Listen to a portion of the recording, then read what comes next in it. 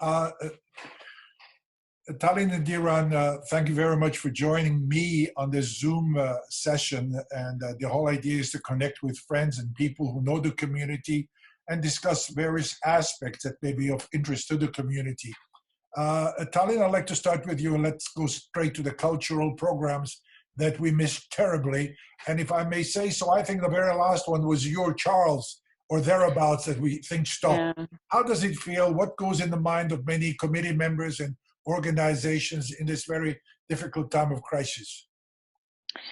Well, everything is at a standstill, and that's never happened before. There's always been something going on in our community, even in the summers. We've been so fortunate in that sense to have such a vibrant community. So it is a little uneasy. We always turn to our Armenian community and for solace, especially when there are so many things going on in the world. But right now, everything is on pause. So the biggest concern is the Times Square Armenian Genocide commemoration that the Knights and Daughters of Vartan and all of the volunteers work so hard for. There is so much work done behind the scenes, and it culminates in that once a year significant event. Especially this year, we were going to celebrate and thank everyone who supported the Armenian Genocide Resolution in the U.S. government. So we haven't heard anything officially yet from the city or from Knights of Vartan, but with the trajectory and the way things are going, it seems unlikely right now. Hopefully it's something that can be postponed, so we don't miss this opportunity this year to celebrate this great victory. You know, a few minutes ago, I heard the Archdiocese of Newark canceling Easter services also, Easter. Diran, I know you're very close to the church. How does this affect the church services, the community in general? And how are things being managed, communicated within the community? I know the churches have weekly videos of sermons, empty churches. The Pope in Rome also has empty churches, and he delivers his mass. But what are your thoughts? Yeah, I mean, the church itself we live in great times, first of all. I mean, notwithstanding the fact that there's a global pandemic, but we live in great times where, just look at what we're doing. And we're very fortunate that we have the ability to live stream things, and that our churches, a lot of them have moved on to that next step where they're able to get a camera up and they're able to live stream these services. So, maybe 2 weeks ago, I was at a Friday night service. It was starting to get to that point where we weren't sure what we were going to do. There was 8 people at St. Leon in the sanctuary for service, and then for a lecture. And the reason that it was held in the sanctuary versus a small room was because we wanted to social distance and allow people that opportunity. So following that, the diocese under the leadership of Bishop Daniel, and also the prelacy, and also the various Armenian churches, they all came together. I know they had a conference call and they discussed this, and from Echmiadzin and Giligia, Catholicos Aram, Catholicos Karekin II, they had a conference and they decided that we need to take the step, and we need to not have people coming to church, close the church doors, which is unprecedented. I've never read about it in church history. I've never seen it. Obviously, we haven't seen it. And the church is something that is so close to us as Armenians, and that's something that is a struggle. And we don't know a lot about what our pastors do on the day-to-day level, and they are in touch with a lot of people. A lot of people in our community rely on pastors, rely on the church, and it's challenging. So, and that's just church services. Forget about all the cultural programs that happen under the umbrella of the church. Do you think an announcement will be made by the primate, Bishop Daniel, that Easter services will also be canceled? So this is not based on what I've heard, just based on my opinion. I have a feeling that it's going to be this, especially in the New York area. I mean, everything that we read, everything that we see, this is not going away.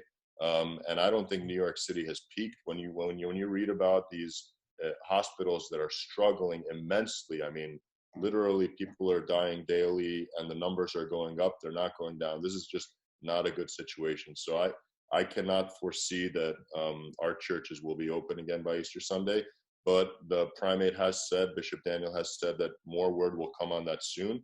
And I know that they're tackling this issue day to day. We tackle it at St. Leon on a day-to-day basis. So the primate, certainly with 60 some odd churches under his umbrella, is certainly probably tackling it hour by hour.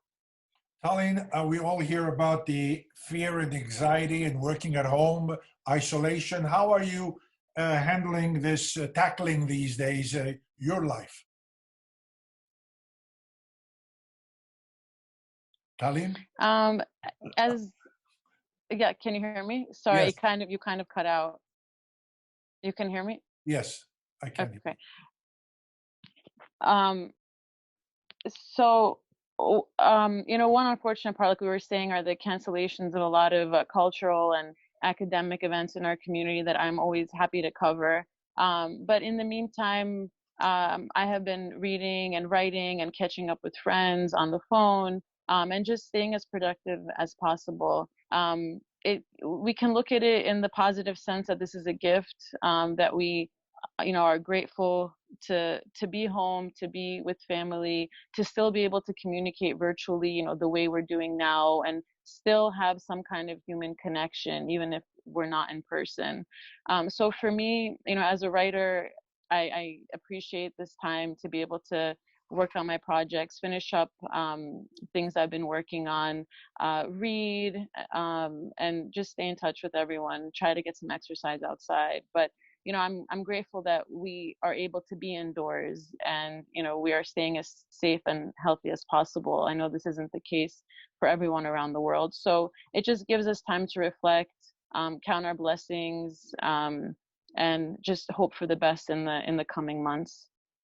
Diran, how are you tackling life? Well, I mean, I work in a field where, I'm considered an essential employee. I'm not able to stay home. I do need to be out there working. I've encountered some circumstances involving the coronavirus, and it's not pretty, and it's not. There was a lot of speculation and talk from people that, oh, it's just a flu. It's not. It'll just pass. And this is a little bit beyond that, and it needs to be addressed, and I'm glad that it's being addressed for the most part. So whenever I am home, I get to enjoy some time at home. It's not as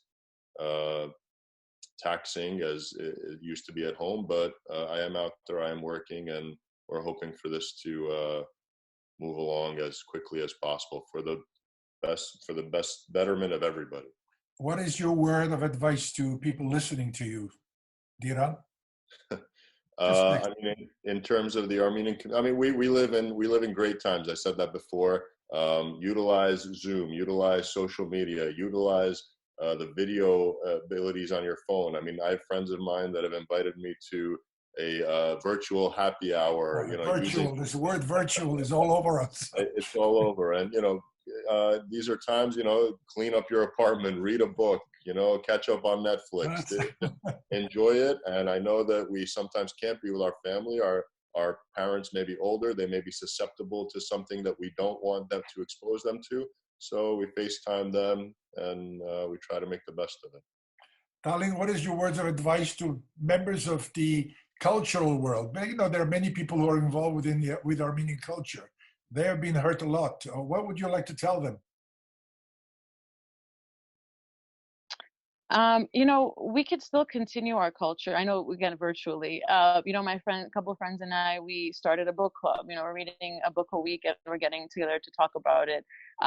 We are having discussions online. On Facebook, I see people who are making a real effort. In addition to the church leaders that Diran pointed out, I see a lot of priests posting videos as a way to bring people together and give them hope and optimism during this time. Same can be said for cultural organizations. There are things we could do online, dance, singing. Someone was playing the oud today that I saw on Facebook. So these are all just wonderful ways to stay connected. I mean, it's not ideal, but it is, for this time frame, the fact that we have that platform to communicate is a wonderful thing that I hope more people can utilize, so they don't feel alone. I know it's tough times. Everyone is used to being out, constantly used to being busy, but maybe this is a chance for everyone to just press the pause button and kind of just reflect on everything. Taleen, the last question to you: do you think Times Square will be canceled or postponed?